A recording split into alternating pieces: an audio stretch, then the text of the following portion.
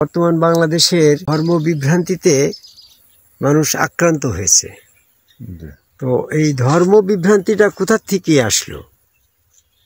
আল্লাহ রাব্বুল আলামিন পবিত্র কোরআনের সূরা মায়দার ৭৭ নম্বর আয়াতে বলল, ইয়া আইয়ুহাল কিতাবু লা তাগলু ফিদ-দীনি গায়রাল হক। হে কিতাবীগণ, সত্যের বিপরীতে ধর্মের ভিতরে যেন কোনো কিছু প্রবেশ করায়ও না। লা তাগলু, তাগলু মানে প্রবেশ করানো, লা তাগলু প্রবেশ করাও না, ফিদ-দীন দিনের ভিতরে, গায়রাল মানে বিপরীতে, হক সত্যের বিপরীতে। তো সত্যই কোরআন, কোরআনের বিপরীতে যে সমস্ত কথাগুলো এই ধর্মের ভিতরে আছে এইগুলা হচ্ছে ওই সমস্ত কথাগুলা হাদিস নামে চালানো হচ্ছে। এই হাদিসগুলা কি আছে সেগুলা নিয়ে আমি কথা বলতে গেলে অনেক সময় লাগবে। যেমনটা বড় যে তুমি আজান দাও কোন আয়াত অনুসারে, তো বলছে এটা কোরআনে নেই, হাদিস আছে। তাহলে এটা কোরআনের বিপরীতে হাদিস নিয়ে আসা হইলো, তাহলে অহেতুক। এটা আল্লাহ কোরআন পবিত্র, এই কোরআন দিনের জন্য পরিপূর্ণ দলিল। আল্লাহ বলছে, আমি হে নবী তোমাকে বিধানস্বরূপে কোরআন দিলাম, সূরা কাসাসের 85 নম্বর আয়াত। এবং এই কোরআনটা দিনের ব্যাপারে পরিপূর্ণ করে দিল, সূরা মায়দার 3 নম্বর আয়াত। তাহলে কোরআনের বাইরে দিনের আর কোনো প্রয়োজন নাই, সেটা অহেতুক। কোরআনের ভিতরে যা কিছু আছে দিন সম্পর্কে সেটাই যথার্থ এবং যথেষ্ট। তাই কোরআনে নাই হাদিসে আছে, এটা তাহলে অহেতুক কথা, যেটা দিনের জন্য প্রয়োজন নাই। যেমন আজান দেওয়াটা, এটা যে সাবজেক্টটা যে হাদিস অনুসারে চালু করা হয়েছে এটা অহেতুক হাদিস, অহেতুক কথা। এরকমভাবে তুমি 5 ওয়াক্ত সালাত কায়েম করতে হবে, কোরআনের ভিতরে 5 ওয়াক্ত সালাত কায়েমের কথা নেই। তাহলে 5 ওয়াক্ত সালাত কায়েম করার যে বিধানটা আসছে কোথার থেকে আসছে? হাদিস থেকে। একবার আমি বাহাস করছিলাম, ওরা বলছিল যে আমরা কোরআন থেকে 5 ওয়াক্ত সালাত কায়েম করাবো, প্রমাণ করাবো। আমি বললাম যদি কোরআন থেকে প্রমাণ না হয় তাহলে আপনারা এটা ছেড়ে দেবেন। তো বলছে হ্যাঁ তাই করব। তো শেষে তারা যে সমস্ত আয়াতগুলো নিয়ে আসলো, যে সূরা হুদের 114 নম্বর আয়াত, আমরা এখানে আকিমুস সালাত তারাফাই নাহারা জুলুফাল লাইলে, সালাত কায়েম করো দিনের শেষ ভাগ এবং রাত্রের প্রথম ভাগ। একটা দিনকে 2 ভাগ করলে প্রথম ভাগ আর শেষ ভাগ। তাহলে প্রথম ভাগ বলতে সকাল 6টা থেকে রাত্রে 12টা, আর দ্বিতীয় ভাগ বলতে দুপুর 12টা থেকে রাত্রে 12টা। তো এখানে শেষ ভাগ বলতে দ্বিতীয় ভাগ, এই দ্বিতীয় ভাগের ভিতরে সালাত। এবং জুলুফ মানে প্রথম অংশ, লাইলো মানে রাত্রে প্রথম অংশ। সে রাত্রকে 2 ভাগ করলে সন্ধ্যা 6টা থেকে দুপুর রাত্র 12টা পর্যন্ত, এবং রাত্র 12টার থেকে ভোর 6টা পর্যন্ত। তাহলে এই দিনের শেষ অংশ এবং রাত্রের প্রথম অংশ, এখানে তো 5 বার কোনো কথা আসে না। তখন বললো যে সূরা বনী ইসরাঈল 78 নম্বর আয়াত। আমরা বললাম এখানেও তো সেই একই কথা বলছে, আকিমুস সালাত লিদুলুকি শামস ওয়া গাসাকাল লাইল, সালাত কায়েম করো সূর্য হেলে পড়ার পর থেকে, রাত 12টার পর থেকে। দুলুকের শামস মানে সূর্য হেলে পড়বে, গেসাকাল লাইলে, গেসাল মানে ঘন, হ্যাঁ ঘন অন্ধকার, লাইল মানে রাত্রের ঘন অন্ধকার থাকা পর্যন্ত। তাহলে দুপুর রাত্র 12টা পর্যন্ত রাত্রের ঘন অন্ধকার থাকে, তারপরে 12টার পর থেকে হালকা অন্ধকার হয়। তো এখানেও কিন্তু সূরা বনী ইসরাঈলের 178 নম্বর আয়াত এবং সূরা হুদের 114 নম্বর আয়াতেই কিন্তু 5 ওয়াক্ত সালাত প্রমাণ হইল না। তারা বলছে যে আসরের সালাত, আমরা আসরের সালাতটা কি? তো বলছে মধ্যবর্তী সালাত। সূরা বাকারা 238 নম্বর আয়াতে বলছে সালাতুল উস্তায়, হ্যাঁ হাফিজুন সালাত সালাতুল উস্তায়, উস্তা মানে মধ্যবর্তী। এটা আসর মাগরিব এটারে ঈশা দিয়ে মধ্যবর্তী প্রমাণ করা যাচ্ছে না, বরং দুপুর 12টা থেকে রাত্র 12টা এই সময়ের মধ্যে এটা হচ্ছে সালাতুল উস্তায়।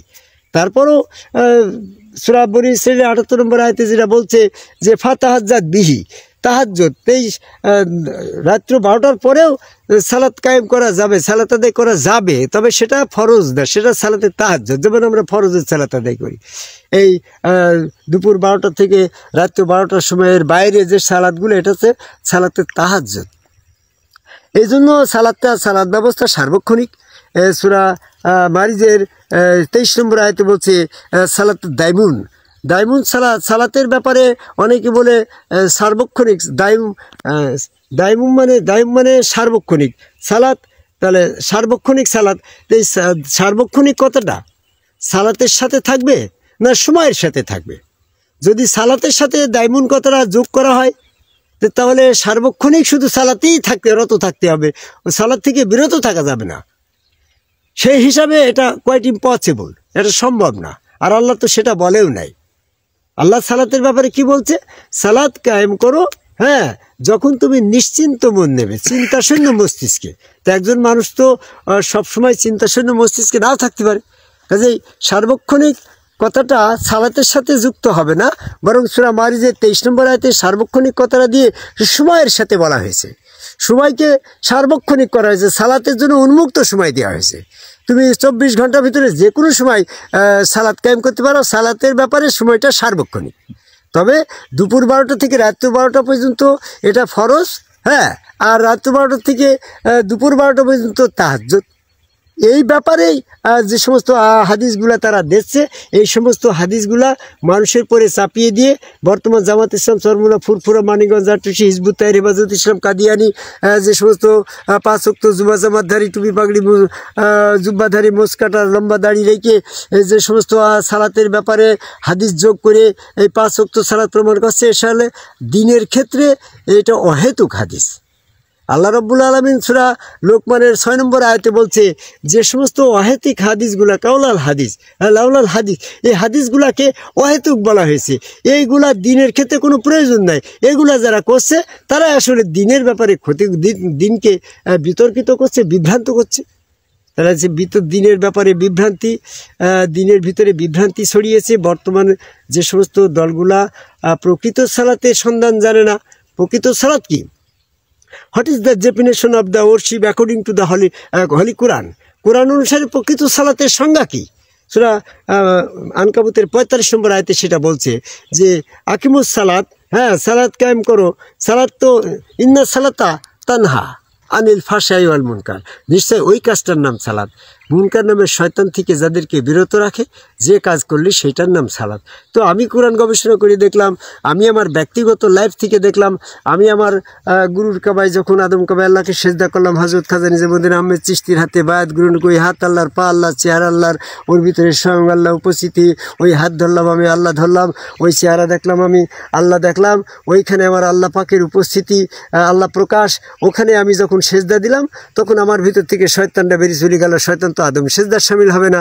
এই জন্য যে কাজটা করলে শয়তান নামে, মুনকার নামে শয়তান পৃথক হয়ে যায়, তা না হয়ে যায়, ওই কাজটার নাম সালাত। তাহলে প্রকৃত সালাতের সন্ধান না জেনে আদম সেজদার বিরোধিতা করে এই সমস্ত জামাত ইসলাম, চরমুনা, ফুরফুরা, মানিকগঞ্জ, আটুসি, হিজবুত তাহরির, এরা যে কাফের, এটা যে অহেতুক হাদিস কথাগুলা ইসলামের ভিতরে 5 ওয়াক্ত জুমা জামাত, আজান, আকামত, তারাবি সালাত, জুম্মা সালাত, কিংবা আরও যে সমস্ত বিষয়গুলা, ঈদের সালাত ইত্যাদি ইত্যাদি যোগ করে দিয়ে সে দোয়া, তাবিজ, ফনি, ফাস্টা, এজমা, কেস, ফতুয়া, হাদিস, সব লাউলাল হাদিস, কাউলাল হাদিস, এই সমস্ত হাদিসগুলা সূরা লুকমানের 6 নম্বর আয়াত দিয়ে আল্লাহ অহেতুক বলেছে, এগুলো বর্জনীয়। মানে কি বলে জুম্মাত সালাত, তার ব্যাপারটা আপনি কোরআন গবেষণা করি, এটা কি বলেন সূরা জুমা আয়াত নম্বর 9, এটা তো কোরআনের কথা। এটার বিষয়ে কি বলছে? এখানে যারা মসজিদে যাওয়ার ব্যাপারটাকে আজানের সময় ফরজ করছে বা মসজিদে শুক্রবারে নামাজকে প্রমাণ দিচ্ছে, তাদের কথাটা কিন্তু এই আয়াত দিয়ে প্রমাণ হয় না। এখানে কিন্তু মসজিদ শব্দ নেই। এখানে বলছে ইয়াউমিল জুম্মা, জুম্মা মানে সম্মেলন। তো বাংলাদেশে পৃথিবীর সালাতের জন্য সম্মেলন বা ইসলামের জন্য সম্মেলনের জায়গা একমাত্র কাবাঘর। কাবাঘর ছাড়া যদি আবার কোথাও সম্মেলন হয়, সেটা কাবাঘরের সাথে শিরক হয়। আল্লাহ সূরা বাকারা 125 নম্বর আয়াতে বলছে যে আত্তাখাযু মিন মাকামে ইব্রাহিম উসাল্লির জন্য যে সমাবেশ হবে সেটা নির্দিষ্ট স্থান হচ্ছে মাকামে ইব্রাহিম। সেখানকার চতুষ্পার্শ্বের লোকগুলা তাদের জন্য যখন ডাকা হবে তখন তারা, সেটা হচ্ছে হজের দিন, এই জন্য বলা হয়েছে হজের ঘোষণা। হজের সময় আজানের ঘোষণা, আজান হয়ে গেলে, হজের ঘোষণা হয়ে গেলে তখন যে সমস্ত লোকগুলা পায়ে হেঁটে সেখানে হজে যেতে পারবে, সেখানে তাদের জন্য সেটা ফরজ করা হয়েছে। এই সালাতটা তোমার সেখানে যারা উপস্থিত থাকবে, তারা যেন আশেপাশে যারা থাকবে আজান শোনার পরে সমস্ত কিছু ছেড়ে দিয়ে ওই হজে দাখিল হবে। সেখানে এই সম্মেলনের সময় আল্লাহর স্মরণে ধাবিত হয়ে সালাত কায়েম। এটা কিন্তু এই যে জুম্মার নামাজ শুক্রবারে এই মসজিদের কথা বলে নাই। এই ব্যাপারটা, এই ধরনের সালাতটা রক্ষা করার জন্য মক্কা এবং তার চতুষ্পার্শ্বের লোকদেরকে বলা হয়েছে। সূরা নামের 92 নম্বর আয়াত।